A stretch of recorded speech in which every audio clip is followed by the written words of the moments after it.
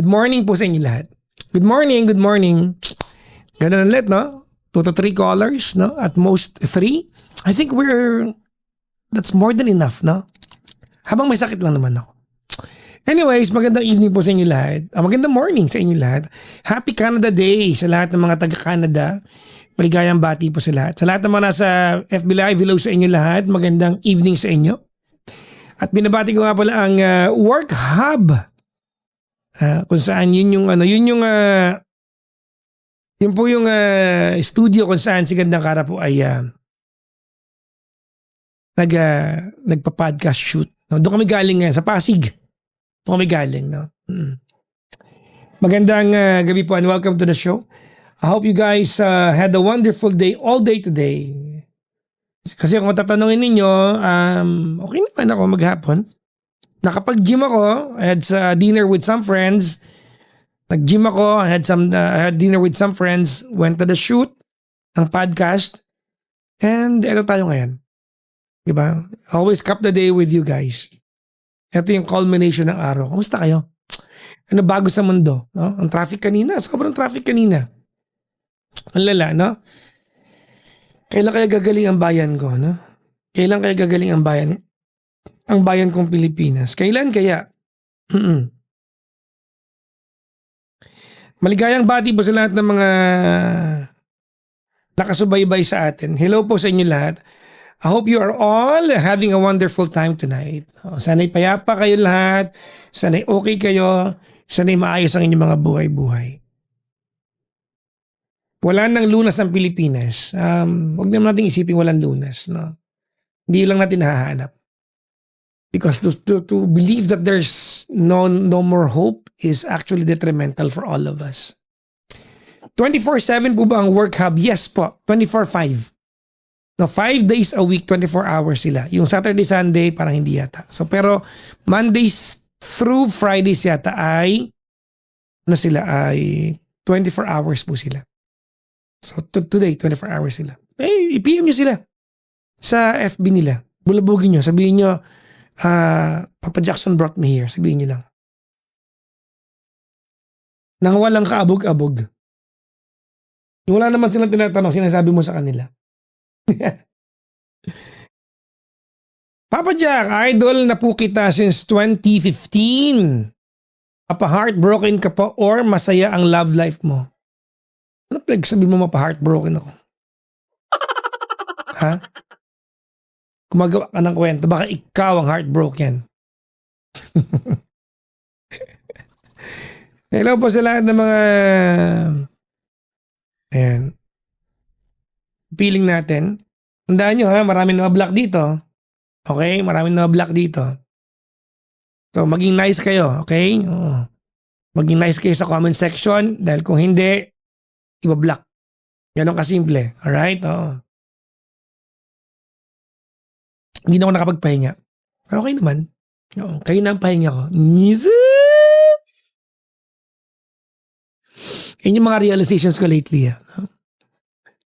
Total, gusto niyo na akong kasama. So, masaya akong kasama kayo. No? Doon tayo sa mga pagkakataon at mga taong gusto tayong kasama. Pag di tayo gustong kasama, huwag din natin silang gustong kasama. Na ano ba yan, na ano nyo na yan, na-realize nyo na yan. Kaya nga ako nandito na naka-live, di ba? Kung ayaw sa atin, di wag. Diba? Kung ayaw sa inyo, wag niyo ipilit mga sarili ninyo. Di ba? Alam mo, in life, you can lose a lot of things, but never lose your identity. The moment that you lose your identity, you lose half of who you are. Di ba? Anyways, good morning po sa inyo lahat. Hindi ko lang kung kakain na. Alam niyo, nagugutom ako. I had dinner kanina, kaya lang nung nag-dinner kami with some friends, hindi pa ako gutom. Kaya konti lang kinain ko, medyo gutom na ako. Papa Jackson, ano po iniinom mo pag may sakit ka? Wala, hindi pa ako uminom ng gamot. Water, exercise, at wag matulog na mahaba. Yan yung ano ko. Ewan ko lang, ako lang, no? Feeling ko, kapag yung may sore throat ako, di ba? Sininat ako ng isang araw. Feeling ko, pagka pinabayaan kong if I allow myself, iba na na ihiga, lalala eh. So ayoko nang ganun. Kaya bumabangon ako. I go to the gym, I work out, I run. Diba? Ang tawag nito I do the jumping rope. Ayun yung kinakaadikan ko lately guys. So, nag-jump rope ako. At binigyan ako ng Jump Manila ng jump rope. Alam niyo ba yun? Oo. Diba? Work-life balance goals. Totoo naman. Masarap yung mayroong work-life balance no? Nakakailang km ka? Sa takbo? Ano naman ako mahina akong tumakbo Makatakbo lang. Pero nung nakaraan, nung sinama ko si Gandang Kara sa kanila, I did 19 kilometers. Ayoko pala magsinungaling. 15 pala yung natapos ko. Yung last 4 kilometers, nag-tricycle ako.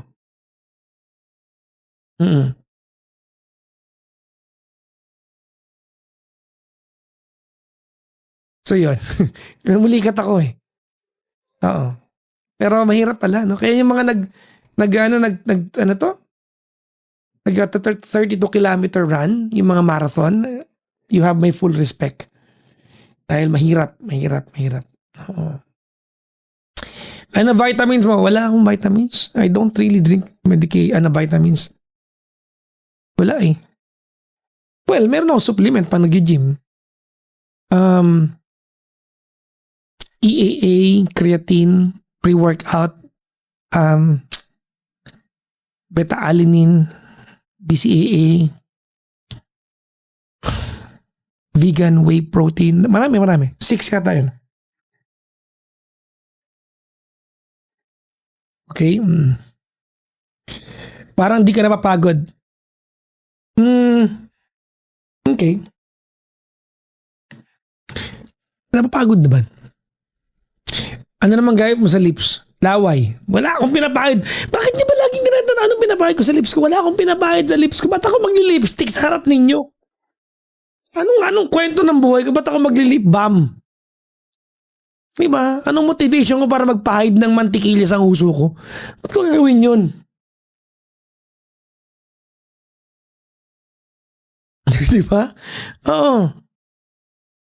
Anong kwento ng buhay ko para gawin yun? Ha?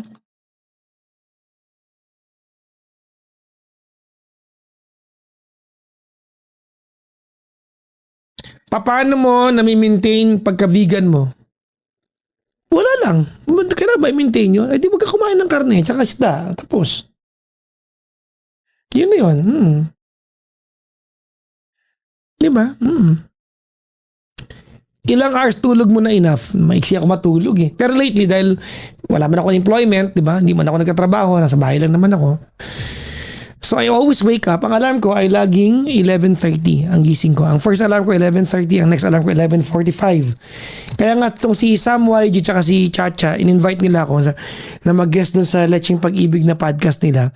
Ang call time 10, hindi ko kayang pumunta. Kaya na-reschedule ako Dahil hindi ko kayang gumising ng ganong oras, no?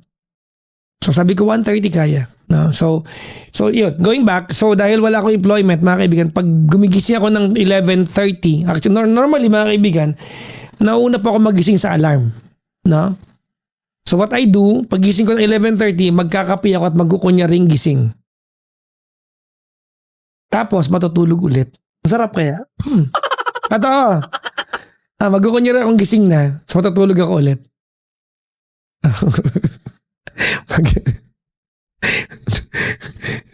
So 7, ang tulog ko 7 a.m. Ganun, no? 7 a.m. nakapikit na ako niyan. Ang gising ko 11. So maiksi lang po yung tulog ko. Hindi ako mahaba matulog. What made you become vegan? Animal welfare. Nothing more, nothing less. Not because of my health. Walang kinalaman yung health dito. Naawa ko sa animals. Yun lang yun. Hindi ko kayo influensyahan Sa bahay namin ako lang po ang vegan. I'm the only person who's not eating meat sa bahay na to, no? Kung may mako-convert ako na 1 or 2, I'll be happy. Okay? Pero yun lang yun. Naawa pa ako sa animals. I cannot stand the fact that an animal will have to die, diba, para kumain ako. Ano po ang protein source mo? Protein source ko? Well, broccoli, tofu, protein powder. Marami. There's a lot. Diba? Marami pong protein source. Mga leaves. Mga leaves. Pumpkin is a good protein source, mga kaibigan. Spinach. Magulay naman ako eh. I don't eat eggs. Hindi pa ako nagkumakain ng itlog. Hindi na po ako vegetarian. Nung vegetarian po ako, kumakain pa ako ng egg at saka meron pa ako milk. Full vegan ka ba, Papa Jack? Medyo kasi malala po yung point of contention ng vegan eh. Rice, di ako makain ng rice. Matagal na, 25 years na yata. Okay, ako po ay vegan na diet vegan lang. Okay? May mga asosasyon po kasi yan eh. Hindi ko alam kung pasok po ako sa kanila. I just do it for myself, no? Solo lang. Okay? So, halimbawa, may mga vegan po na lifestyle yung dating na, hindi ko po kaya yun. Yung ultimo leather shoes, hindi sila makapag-wear kasi that's animal. Ultimo yung upuan ng kotse, hindi nila maupuan dahil that's animal, no? That's hindi nila kaya yun, no? So, wala pa naman ako doon. Okay? So, diet lang, no? Sa kinakain lang po ako vegan. Hindi ko alam kung aabot po ako sa punto na ultimo yung mga isusuot or belt, hindi ko na magagamit. Hindi ko alam kung aabot pa ako sa punto na yun. Kasi nung nag-vegetarian ako, hindi ko alam na magiging vegan ako. Akala ko okay na di ba? Hindi ko alam kung aabot ako sa pagiging vegan. Nung vegetarian ako, okay na ako na vegetarian lang ako eh. Di ba? Magretiro ka na wala kang kwenta magbigay ng advice. Rage baiting lang yun, black. Anyways, so yun, no? Until nag-attend ako ng seminar. Alright, nag-host ako ng hindi seminar pala, parang isang event ng vegan. So nagpunta ako doon ng vegetarian ako, umuwi ako ng vegan ako. Same day. Ganon din po nangyari na nag-vegetarian ako. Natulog po akong kumakain ng meat. Kinabukasan pagising ko, vegetarian ako. Alright?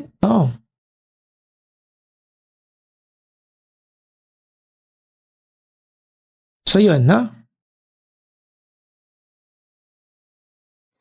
So ganun siya. It happened overnight sa akin. Teka lang. Ano ko lang tong...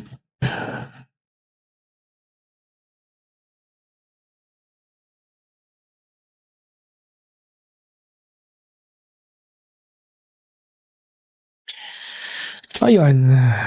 Vegan ba si Klong? Ako lang po vegan sa bahay namin. Lahat sila carnivore. Hindi, kasi alam niyo po ang diet, no? Ang appetite is a learned knowledge.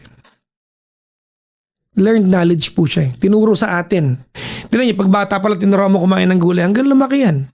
Marunong kumain ng gulay yan. Ako kasi, lumaki akong kumakain ng gulay. Kasi,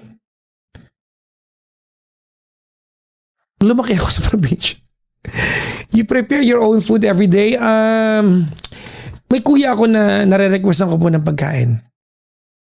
Alright? And meron po ako mga grocery na pinupuntahan.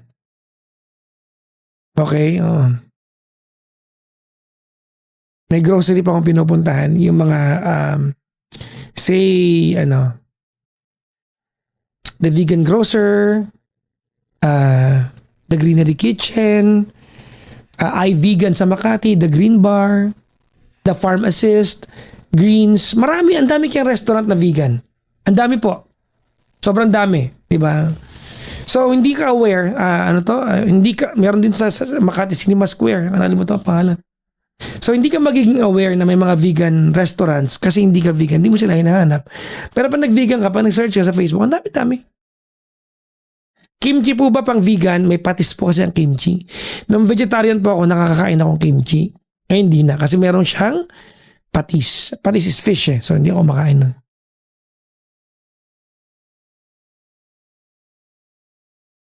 May vegan po na hiwala yung ginagamit na lutuan. Well, yes. Sa bahay namin, 2 microwave namin. Isang akin lang. Isang pang kanila. Now, yung lutuan, iba yung lutuan ko. Pero syempre hindi mo kontrolado yan. Kasi una sa lahat, there will be times na pag nasa restaurant ako, say for example, hindi naman vegan restaurant, pero kaya mong kausapin yung chef. Chef, vegan ako eh. Pwede ba ako igawa ng pasta na oil-based lang? Pag chef kasi gagawin ka nila eh. Kapo wala akong dairy. No? So, gagawin ka nila. So, syempre, alangan naman bumili sila ng bagong lutuan para sa'yo dahil once ka lang o-order. So, makikiusap ka lang. Pwede po bang hugasan yung yung frying pan or yung bago nyo lutuin yung pagkain ko? Magbabayad na lang po ako ng extra. Normally, ganon. Okay? So, yun. Ganon po siya. No? Makikiusap ka sa chef. Kaya, pag kumakain ako sa restaurant, hiwalay ako order. Tapos pag may event, ito yung malapit na part. Pag may event, I have to attend an event. No? Mag-a-attend ako ng event. Tapos may catering and whatnot. May baon akong pagkain. Okay? May baon akong pagkain. Kasi ayoko na may naiistorbo kasi hindi pa ako makain. Ayoko kasi maging burden ng iba yung hindi wala siyang pagkain, vegan siya. Problema, ayoko. Except dun sa FBM family ko. Kasi diba host ako every Friday niyan per season.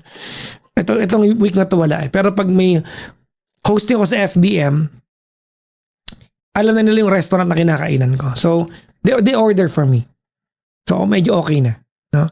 High maintenance po bang vegan? Hindi naman. Depende pa rin. Depende. Halimbawa, parang walang pagkakaiba sa hindi ka vegan. Kung kakain ka sa labas araw-araw, magastos.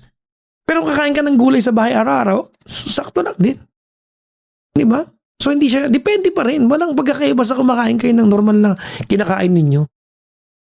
Kasi ako lang naman, because naghahanap buhay naman ako na maayos, may mabili naman. I almost order from every day from restaurants. So, lagi akong nag-order, di ba? About Monday, papalutuin ko ng pakbet. O kaya chop suey, kuya ko. No? Kaya, paborito ko yung miswa na may patola. Paborito ko yun eh. Kaya pakbet, no? Bulang lang. Yan. May mga araw na order ako sa iVegan. Tapos, bahay ulit. May mga araw na order ako sa Greenery Kitchen, bahay ulit. So, siguro mga 50% of what I eat, I order outside. I order from restaurants. So, medyo magastos yung akin. Pero, para saan pa naghanap buhay ako? Di ba? Benefit, bira ka magkasakit. Yung sakit ko po, lagi lang sore throat. Kasi natutuyuan akong pawis. Pero yung mababang resistensya, ganyan, yung mahina na bira yan. Bibira yan. Ang lagi ko lang sakit ay pag tinamaan ako ng sore throat. That's it. Wala nang iba. Okay? Tsaka active yung wala kang brain fog. Mabilis ako mag-isip. Alam nyo naman. Siguro naman ramdam nyo yan, di ba? So walang brain fog kasi pag wala kang gano'n sa katawan eh. Wala kang tawag nito, wala kang mantika gano'n sa katawan. By studies naman, alam nyo naman na pag masyado kang maraming animal fat or oil sa katawan, medyo nakaka-brain fog yan. Alam nyo na. Okay? Hindi ko kayo nare-recruit. Walang samahan to. Iba-iba ang vegetarian sa vegan. Magkakaiba po yun. Ang vegetarian po, meron ka pang egg at may dairy ka pa. May animal pa yun eh. Pero ako, in full declaration, mga kaibigan, I still consume honey. Okay? Kasi pag talagang purong vegan, ayaw din ng honey. Okay? So ako naman po, nag-take pa rin ako ng honey. Hindi ko pa gini-give up. Yan siguro yung last na i-give up ko kasi hindi pa rin ako naniniwalang because you cannot force bees into forced labor. Diba? So, diba kumbaga, byproduct nila yung honey. Okay? Byproduct nila yon. So, nagko-consume pa rin ako ng honey hanggang ngayon. Alright, oh. How about avocado? Oo naman, bakit naman hindi? May vegan chocolate? Oo naman, di ba kakao naman talaga yan? Nag-gym ka, di ba mahirap? No, heavy lifter po ako. Malakas ako magbuhat. Ang back squat ko ay 140 kilos. Malakas ako magbuhat. Pakbet with bagoong, bawal ang bagoong sa akin. Fish yan eh. Bawal bagoong sa akin. Do you drink alcohol? Yes, of course. No? Hindi man ako KJ, no? Hindi man ako KJ, di ba? Oh. I mean, beer. I like beer. I enjoy life. Ano ba kayo? Di ba? Pag may inuman, di ba? Pero hindi ako naghahanap ng kainuman. Ha? Pag nandyan lang. So, French fries. Potato naman yun. Okay naman. Hindi mahirap. Sa umpisa lang, mag-a-adjust ka eh. Mag-a-adjust ka. Hindi mahirap.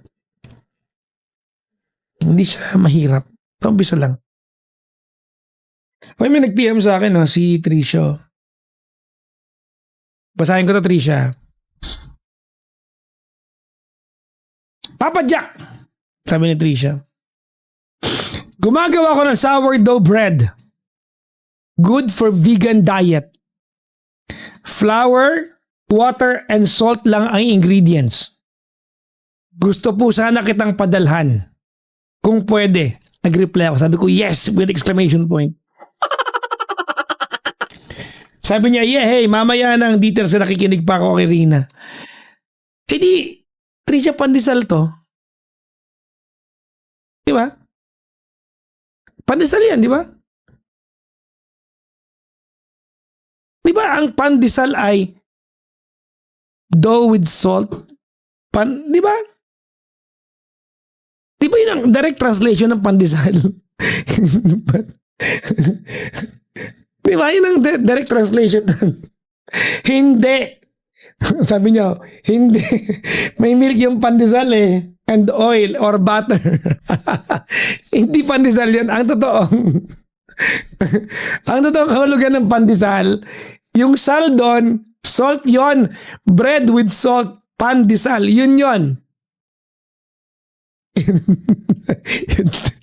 Ang totoong pandesal ay salt, tama, salt bread. Okay, sa'yo, di ba? Salt bread. Ipadalan mo ako, gusto ko rin yan. Pero ang totoong pandesal ay salt bread. Di ba? Yun ang eksaktong kahulugan ng pandesal. May natutunan ka, Tricia, ano? Pero papadalan mo ako ng sourdough, di ba? Gusto ko yan. Tagisang ka ba? Gusto ko yan para makatikim akong tinapay. Pandesal, teka lang. Mamali ako dito. Pandesal. Etymology. Yeah, tama. Oo. Pan is Spanish for bread. De. Of. Sal. Salt. Bread of salt.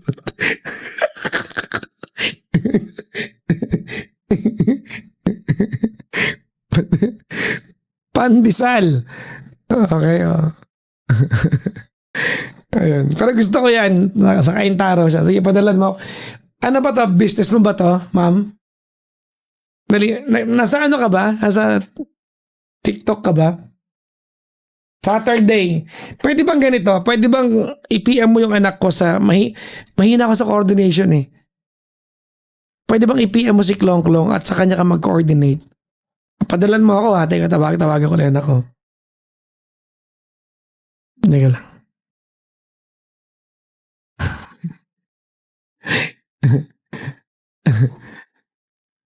Teka lang, tatawagan ko si Klong Klong. Klong! Yeah. Asan ka? Sa kwarto. Halika rito, dali. Dali.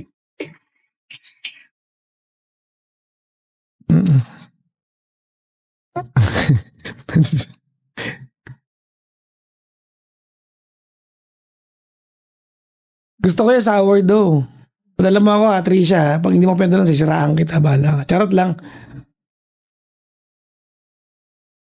May, may magpapadala sa akin ng sourdough.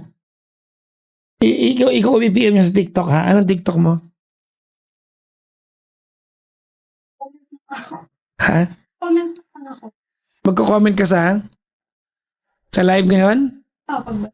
Sige, dali oh. Ayan, ipipin ko. Ipin mo yung anak ko sa kanya. Sa Sabado daw ko lang. Okay. Ayan, makakatikim ako ng pandesal.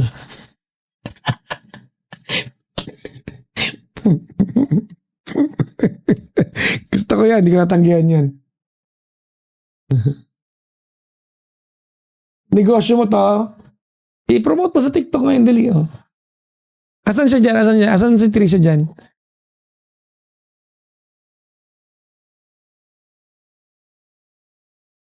Gusto ko yung burrata eh. Alam niyo yung burrata bread? Ayan o, ayan. Loaves by Trish. Ayan mga kaibigan, no? Loaves by Trish. Okay, ito. Ayan. Oh, ayan na. Loaves by Trish.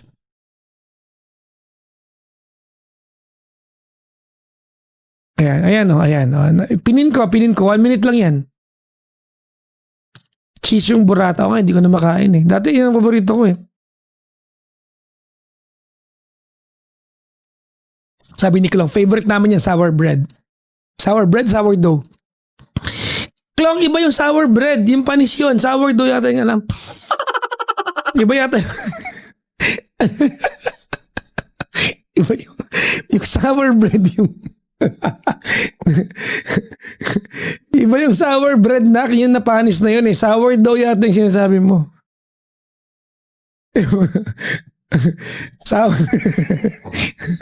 Nakita mo na Klong si Loaves by Trish na PM mo na si Klong. Asan ka na? Loaves by Trish. O Klong ha, magbabayad tayo dyan ha. Okay? So magbabayad kami dyan. Hindi pa pwedeng we have to pay. Kailangan mag-pay. Yung si Klong nagpapadala ng gift oh. Hoy, wag ka magpadala ng gift sa akin din galing yan. Anak na. Ayan, ito. Ipipin ko po si Trisha. Okay, ayan. Ayan oh, ayan nakapin po. Yun nandito po. Ayan. Umorder kayo ng tinapay. Ito si Klong, tinan nyo. Alam nyo bang napupunta sa sa PayPal ni Klong yung yung mga napupunta sa TikTok. Tapos, ipinapadala mong gift dito. Niloloko mo sarili natin. Ba't ka nagpapadala? Hindi rin matinutong anak ko eh, no? Nagpapadala pa ng gift talaga, oh. Para mo akong chinarot dyan, ha? Lang bigyan mo ng Galaxy. Hoy! Anong bigyan na ka? Huwag niyong bigyan na idea yan.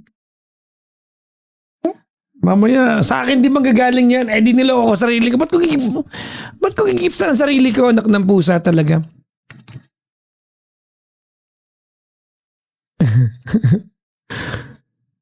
Pa-block mo ay anak ko muna.